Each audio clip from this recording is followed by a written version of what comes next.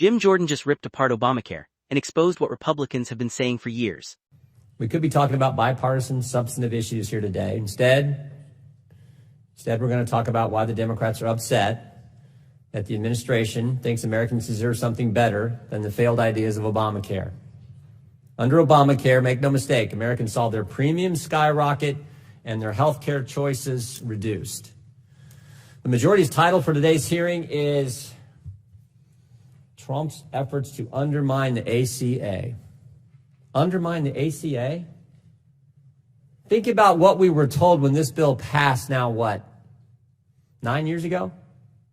I call them the 9 lies of Obamacare. Think about this. Remember this one? If you like your doctor, you can keep your doctor. Y'all remember that one? How about the one, if you like your plan, you can keep your plan?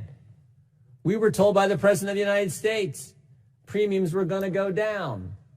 He then got more specifics. Premiums will go down on average $1,500. He said deductibles would decline. 5 false statements right there. Oh, remember this one? This was in the fall of 2013. Remember this one? They told us the website was going to work. They told us the website was secure. Your information would be secure there. They told us that these co-ops were wonderful, end-all, be-all creations. 23 were created. Guess how many are still in existence? 4. The other 19 went bankrupt. Oh, and the other 9th lie, first they told us it's not a tax. Then they went to court and said it is a tax. Now they're saying, no, it's not really a tax at all because you can't tax them now because the individual mandate's gone and there's no penalty. 9 different lies we were told about Obamacare, and the hearing is titled, How Trump's Efforts to How Can You Undermine Something That's Already Failed? Now, I don't expect my Democrat colleagues to acknowledge it, but the Trump administration has worked to increase competition, transparency, and quality of care in our healthcare markets. Increased competition, transparency, and quality of care are all goals we all should share. I don't know if there's anything the Trump administration could do, though, that would satisfy my colleagues on the other side of the aisle. The timing of this hearing is also particularly troubling. Just yesterday, the Fifth Circuit began oral arguments in a case that could invalidate Obamacare due to recent changes to the law. The administration chose not to defend Obamacare in this appeal. That decision is entirely consistent with similar actions taken by other administrations in the past for other laws. But here we are. Democrats sought to have the director of OMB here this morning to testify about how the Trump administration made this decision. Could have had a witness from HHS, could have had a witness from DOJ, but no, they wanted someone from OMB. Make no mistake, this isn't about serious congressional oversight. This hearing is about trying to manufacture a controversy based on anonymous sources and news reports. This hearing is just another attack on President Trump, and it's disappointing. We could have had a productive discussion today about real health care policy. Hopefully we can still do some of that. I hope we can. I know that's what our side's going to try to do. We could have had a real discussion about how to make health care more competitive, more transparent, more cost-effective, and with better quality of care. And I hope at some point this committee will stop its relentless political attacks on the administration and actually focus on something that makes a real difference in the lives of our constituents. I think the country deserves something better than the lies we were told. Anyone remember the name Jonathan Gruber? Remember that name? New York Times called him the architect of the Affordable Care Act. And he's the guy who was caught on tapes a few years later. Remember calling us all stupid, calling Americans stupid for buying the lies that the Obama administration told us when they passed this thing? Again, it's not my words, it's Jonathan Gruber, the architect of Obamacare. But somehow the minority or the majority says that this is a hearing on efforts to undermine a law that was passed with so many false statements made about it. The Democrats' last grand idea for fixing health care, Obamacare, was a colossal failure that we will be trying to repair for the foreseeable future. We were told all kinds of things about Obamacare. I call them the 8 lies of Obamacare. Like your plan, keep your plan. Remember that one? Like your doctor, keep your doctor. We were told premiums were going to decline. The President of the United States at the time told us premiums would decline on average $2,500. We were told deductibles would decline. Remember this one? We were told the website was going to work. We were told the website was secure. We were told that these co-ops that were created, 22 of them, were going to be the the grand all, be all, and yet every single one of them, with the exception of one, has went bankrupt. Rather than trying to pretend that more bureaucracy is the answer, we need to take a hard look at government's role in rising prices. We must rethink regulations distorting prices and ensure that adequate competition happens in the marketplace. We also need to reevaluate the manner and scope of the monopolies the government grants to pharmaceutical companies in the form of patents and FDA exclusivities. What was envisioned by our founders as a limited guarantee to profit from your invention has been distorted into an evergreen right to broadly exclude others from selling similar drugs.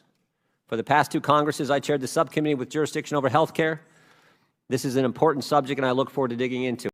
Subscribe to the channel right now if you're tired of Democrats rewriting history every single time one of their policies fails. Jim Jordan just delivered a brutal reminder of why millions of Americans lost trust in Washington after Obamacare was forced through Congress. And what made this moment so effective is that Jordan did not need some complicated argument or flashy presentation.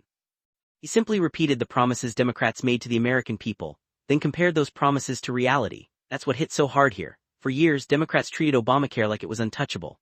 They acted like criticizing it was somehow extreme, even though Americans lived through the consequences themselves. Jim Jordan walked through those promises one by one and reminded everyone exactly what the country was told back when the law passed. If you like your doctor, you can keep your doctor. That turned out to be false for millions of Americans who suddenly found their plans canceled or their doctors pushed out of network. If you like your plan, you can keep your plan. Promise that completely collapsed once the mandates and regulations kicked in. Then came the biggest sales pitch of all. Americans were promised lower premiums and lower deductibles. Instead, premiums exploded across the country while deductibles became so high that many families were basically paying for insurance they could barely even use. That is why Jordan's argument still resonates years later, because people remember what actually happened to them financially. And Jordan was also smart to bring up the healthcare gov disaster because younger viewers may not even remember how catastrophic that launch really was. The Obama administration spent years promoting this massive healthcare overhaul, then the website crashed almost immediately after launch. Americans were told their data would be secure. They were told everything was ready. Instead, it became a national embarrassment overnight. Then Jordan brought up something Democrats absolutely hate talking about: Jonathan Gruber. That name still matters because Gruber was one of the key intellectual architects behind Obamacare, and those leaked comments damaged Democrats badly.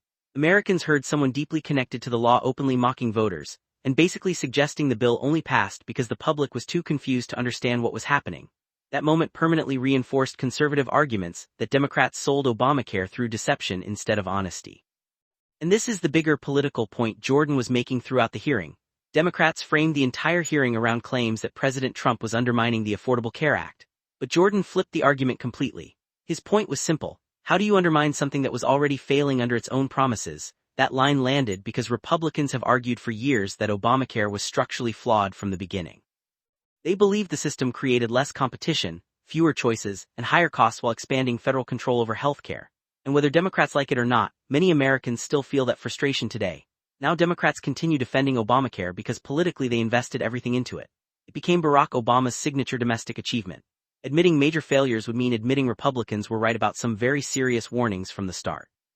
That is why hearings like this become so heated. It is not just about healthcare anymore. It is about legacy. It is about power. And it is about which party voters trust more when it comes to issues that directly affect their lives and wallets. Jordan also hammered Democrats for turning the hearing into another anti-Trump spectacle instead of focusing on actual reforms.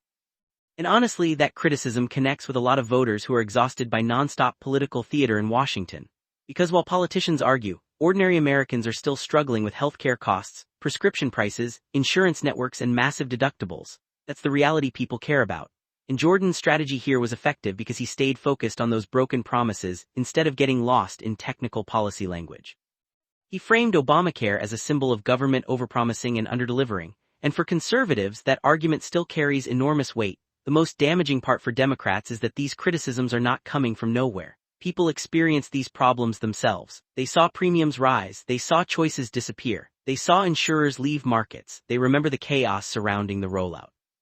So when Jim Jordan stands there and repeats those old Obama-era promises, it instantly brings all of that frustration back into the spotlight. And Democrats hate that because they would much rather talk about the intentions behind the law instead of the real-world results Americans dealt with afterward. This exchange was another reminder that even years later, Obamacare is still one of the most politically divisive laws in modern American history. Republicans still see it as proof that Democrats overreached.